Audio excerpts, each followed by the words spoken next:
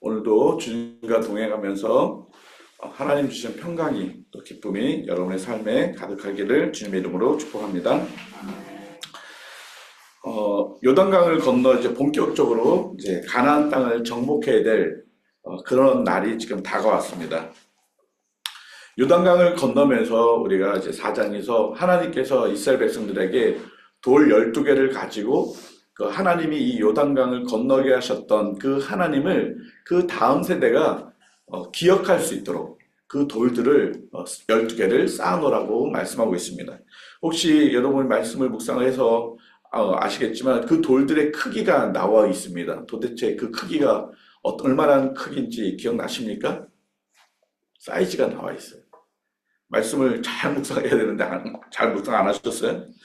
4장 5절 한번 볼까요? 4장 5절 성경책 4장 5절.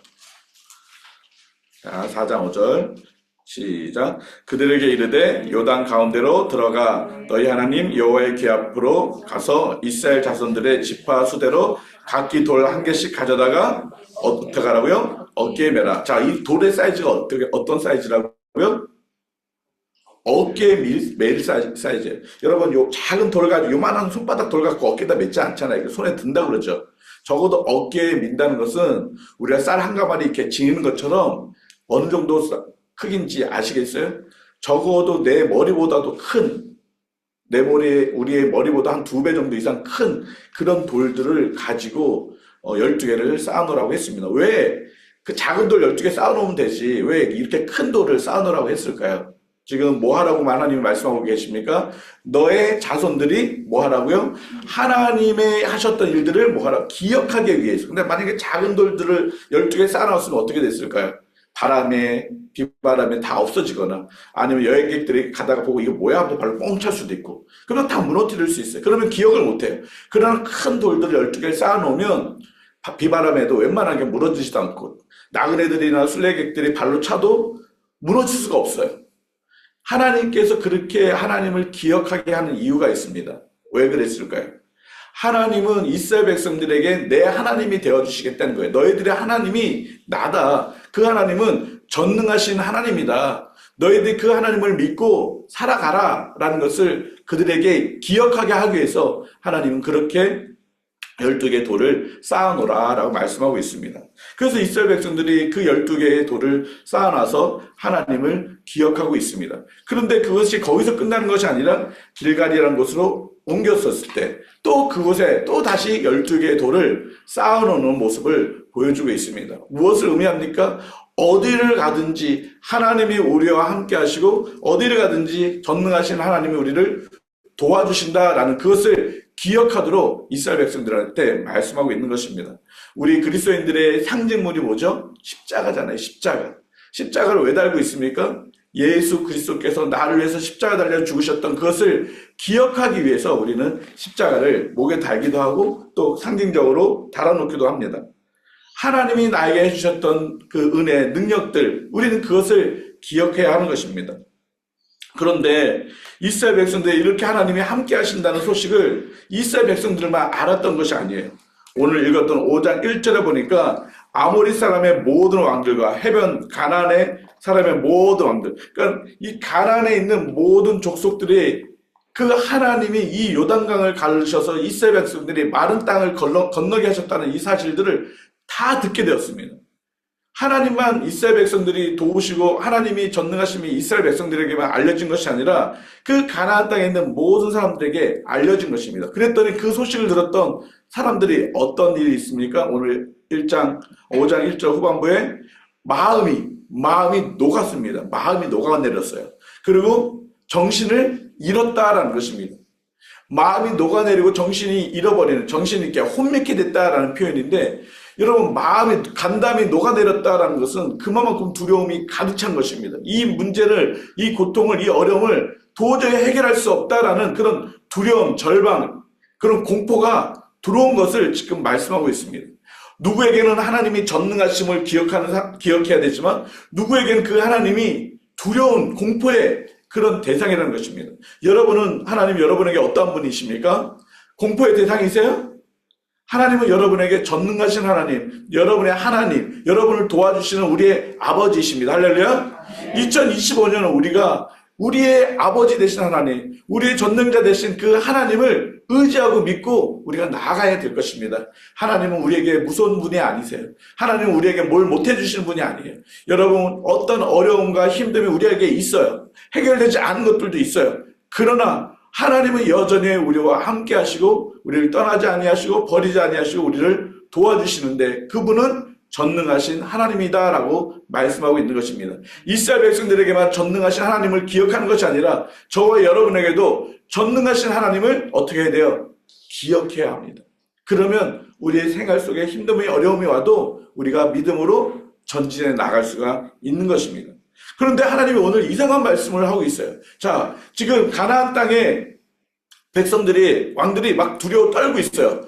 지금 전쟁터에 말한다면 사기가 완전히 땅으로 떨어져 있어요. 그러면 지금 싸우면 어떻게 돼요? 우리는 이길 수 있어요. 지금 이스라엘은 지금 사기가 하늘로 올라갔어요. 메마른 땅처럼 요단강을 건너가서 이야, 그 하나님의 전능하심이 우리와 함께하고 있다. 이 가나안 땅을 하나님이 주시겠다고 약속하셨으니까 자, 우리 이제 싸우면 우리는 백승이다. 얼마나 사기가 올라가겠습니까? 그런데 오늘 하나님이 이상한 말씀을 하세요. 머물라는 것입니다. 머물라고. 그곳에 지금 잠깐 머물러라. 근데 머무는 거 끝나는 게 아니라 뭘 하라고 말씀하고 있냐면 2절 말씀에 할례를 행하라라는 것입니다. 할례를 행한다. 우리가 할례를 다 알고 있습니다. 할례를 행하게 되면 싸움에 나가야 될 그 남자들, 이 남자들은 일주일 동안 고통 속에서 움직일 수가 없어요. 자, 지금 전쟁에 나가서 싸워서 빨리 이겨야 되는데 할례를 받으면 싸움을 못해요. 일주일 동안을. 그런데다가 만약에 이 소식을 우리 가나안에 있는 사람들이 알게 되면 자, 쟤네들은 지금 꼼짝도 못해. 자, 우리가 나가서 기습공격하자. 그럼 어떻게 돼요? 이스라엘 백성들이 다 질 수밖에 없는 그런 상황이 될 수도 있어요. 인간적으로 생각한다면 지금 할례를 행하는 것은 이치에 맞지 않아요. 전략적으로 맞지가 않습니다. 그런데 왜 하나님이 할례를 행하라고 말씀하고 계실까요? 여러분, 할례가 무엇입니까? 나는 하나님의 백성입니다. 나는 내 마음대로 살지 않겠습니다. 하나님의 다스림 속에 살겠습니다. 라는 것을 인정하는 그 예식이 할례입니다. 현대에는 그 할례가 뭐예요? 세례예요. 세례가 나는 그게 아니라 나는 죽고 나의 모든 삶에 하나님이 나의 주인이 되어주십니다. 그래서 내 마음대로 살지 않고 하나님 말씀대로 하나님의 인도하심대로 살겠습니다. 라는 것입니다. 지금 전쟁이라는 정말 위험한 정말 극한 상황 속에 놓여 있는데 하나님께서는 전쟁하지 마. 내가 너희들의 다스릴 거야. 너희는 나의 백성이야. 너희는 할례를 해.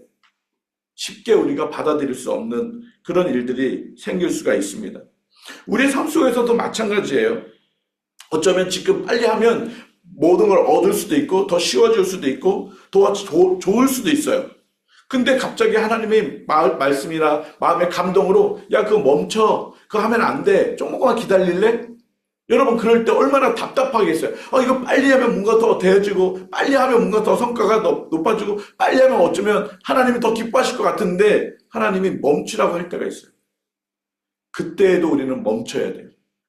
이스라엘 백성들이 할례를 명했을 때 그들은 멈췄어요. 그리고 할례를 행했어요. 그것은 무엇을 의미합니까?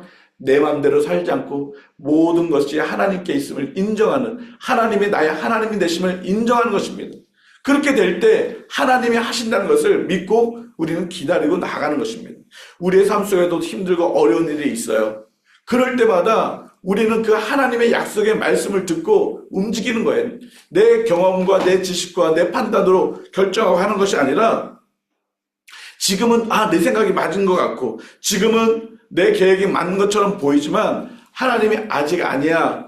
너희가 잠깐만 기다릴래? 하신다면 그 하나님을 신뢰하고 우리는 기다리고 말씀을 따라 나아가야 될 것입니다. 그래서 오늘 8절 말씀에 그들이 할례를 행해서 그 다음에 낫기까지 뭐 했어요? 그 진중에 기다렸어요.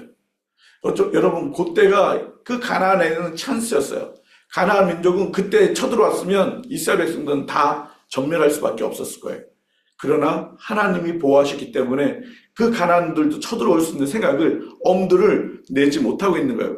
간담이 녹아버렸기 때문에, 정신을 다 잃어버렸기 때문에 공격하고 싶은 그런 전략이나 생각들을 다 놓쳐버리는 거예요. 하나님은 이스라엘 백성들이 그렇게 하나님 앞에 순종하는 그 모습을 보시고 약속하셨습니다. 9절 말씀에 같이 한번 읽어볼까요? 시작. 여호와께서 여호수아에게 이르시되 내가 오늘 애굽의 수치를 너희에게서 떠나가게 하였다 하셨으므로 그곳 이름을 오늘날까지 뭐라고요? 길갈이라. 하나님께서 이스라엘 백성들이 그 애굽 400년 이상 동안 당했던 그 수치의 모든 것들을 이제 다 없애주겠다는 것입니다. 왜 그랬을까요? 이스라엘 백성들이 온전히 하나님의 약속의 말씀을 믿고 순종하고 할례를 하고 그 하나님을 기다리고 있을 그때 하나님은 그들의 믿음과 그들의 하나님을 향한 마음들을 정확하게 보셨고 그거에 대한 약속으로 하나님이 말씀하고 주고 계신 것입니다. 우리의 삶 속에서도 힘들고 어려울 때 어떡하지 고민하고 갈등할 수 있어요. 그러나 그때 정말 하나님의 약속의 말씀을 믿고 하나님을 의지하고 믿음으로 나아갈 때 하나님께서 우리의 모든 삶의 문제와 그 고통들을 해결해 주실 것입니다. 할렐루야.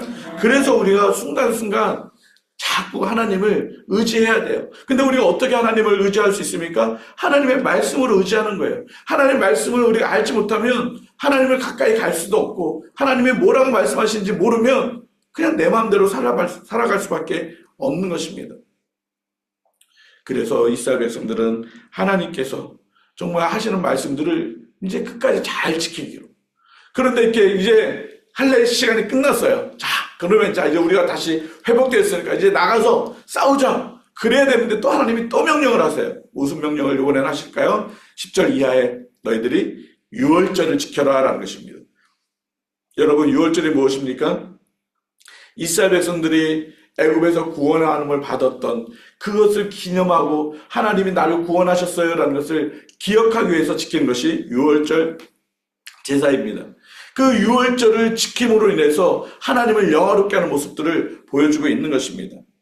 지금 하나님은 계속 이스라엘 백성들한테 한 가지를 지금 계속 말씀하고 있는 것입니다.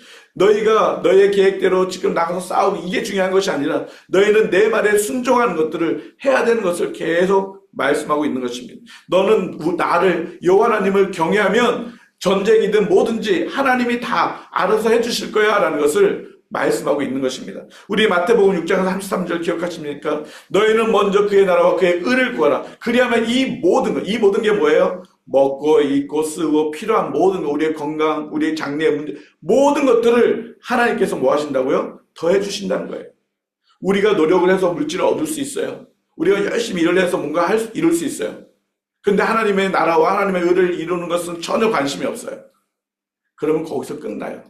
그러나 우리가 열심히 일을 하지만 하나님 나라와 의를 위해서 나아갈 때 하나님을 정말 영화롭게 경배하고 예배하는 삶을 우리가 놓치지 않고 갈 때 하나님께서 더해 주신다는 것입니다. 지금 하나님은 지금 이 이스라엘 백성들한테 그것을 약속하고 있는 것입니다. 유월절이 딱 끝났어요.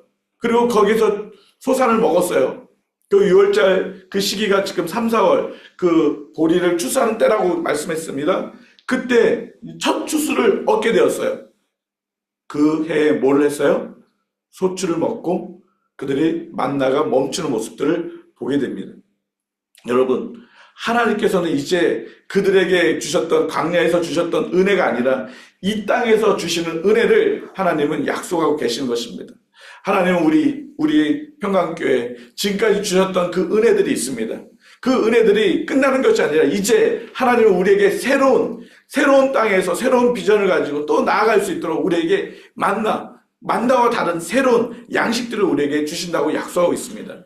여러분, 그 하나님을 우리가 신뢰하고 기대하고 바라봐야 됩니다. 2025년이 그런 해가 되기를 주님의 이름으로 축복합니다. 여러분의 가정에게 또 저의 삶 속에 우리 교회 위에 그런 하나님의 새로운 은혜, 하나님의 새로운 능력들을 우리는 경험해야 합니다. 그러기 위해서는 우선순위가 나의 우선순위가 돼서는 안 돼요. 나의 이익이 돼서는 안 돼요. 내가 원하는 대로 하는 것이 돼서는 안 됩니다. 오직 하나님의 약속의 말씀을 믿고 하나님을 경외하며 하나님을 의지하는 믿음으로 나아갈 때 하나님께서 우리에게 새로운 은혜와 새로운 놀라운 하나님의 능력들을 보여주고 있는 것입니다. 2025년 그리고 오늘 하루 우리가 여러 가지 일들을 결정하고 또 행해 나갈 때 내가 원하는 방법대로 내가 하는 것대로 하지 말고 정말 하나님의 말씀을 따라 순종하고 정말 하나님이 나의 무엇을 말씀하시는지 잘 듣고 그러므로 한 걸음 한 걸음 나아갈 때 하나님께서 여러분의 삶에 놀라운 은혜들 또 새로운 그런 능력들을 경험하는 복된 날이 되기를 주님의 이름으로 축복합니다. 시작 같이 기도드리겠습니다. 하나님 감사합니다. 우리에게 새로운 은혜를 허락하여 주시고 또 그 새로운 하나님의 그 능력 가운데서 하나님 2025년을 달려가게 하시니 감사합니다. 이스라엘 백성들이 하나님을 신뢰하고 하나님을 경외하여 하나님이 하셨던 놀라운 은혜들을 기억하고 하나님이 주시는 새로운 은혜들을 받아 누리는 것처럼 하나님 우리 평강교회 모든 성도들도 2025년 하나님을 의지하고 하나님의 말씀에 순종할 때 하나님이 주시는 새로운 은혜 하나님이 새롭게 하신 놀라운 능력들을 경험하는 한 해가 되어줄 수 있도록 축복하여 주옵소서. 내 마음대로 하지 않게 하여 주시고 내 생각대로 하지 않게 하여 주시고 내 방법대로 하지 않게 하여 주시고 오직 하나님의 뜻을 잘 분별하여서 주의 말씀을 의지하고 나아가는 우리 성도들 되게 하여 주시옵소서. 그래서 하나님이 주시는 은혜가 오늘 하루도 또 2025년 한 해도 우리 성도들의 가정 속에 충만히 풍성히 임하게 하여 주옵소서. 그렇게 하실 주님을 찬양하오며 예수님의 이름으로 기도드립니다. 아멘. 우리 자유롭게 기도하시고 돌아가시면 좋겠습니다.